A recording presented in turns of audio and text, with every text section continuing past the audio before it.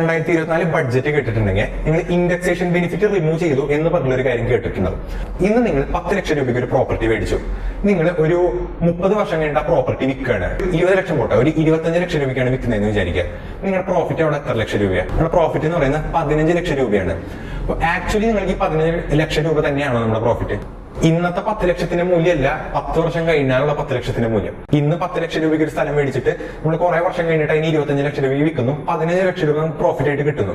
പക്ഷെ ആക്ച്വലി 15 ലക്ഷം പ്രോഫിറ്റ് ആയിട്ട് കിട്ടും, കുറെ എമൗണ്ട് ഇൻഫ്ലേഷൻ ആയിട്ട് പോകും. പണ്ടായിരുന്നുണ്ടെങ്കിൽ നമുക്ക് 15 ലക്ഷം നമ്മുടെ പ്രോഫിറ്റ് ആയിട്ട് കണക്കാക്കിയിട്ട് അതിന് ഇൻഫ്ലേഷൻ എമൗണ്ട് ഗവൺമെന്റ് കുറയ്ക്കും. 15 ലക്ഷം നമുക്ക് പ്രോഫിറ്റ് കിട്ടിയെന്ന് കാണിച്ചു കഴിഞ്ഞാൽ അതിൽ ഇൻഫ്ലേഷൻ എമൗണ്ട് കുറച്ചിട്ട് ചിലപ്പോൾ നമ്മൾ 5 ലക്ഷം രൂപയ്ക്കോ ഒക്കെ ആയിരിക്കും നമ്മൾ ഇൻകം ടാക്സ് അടക്കേണ്ടി വരിക.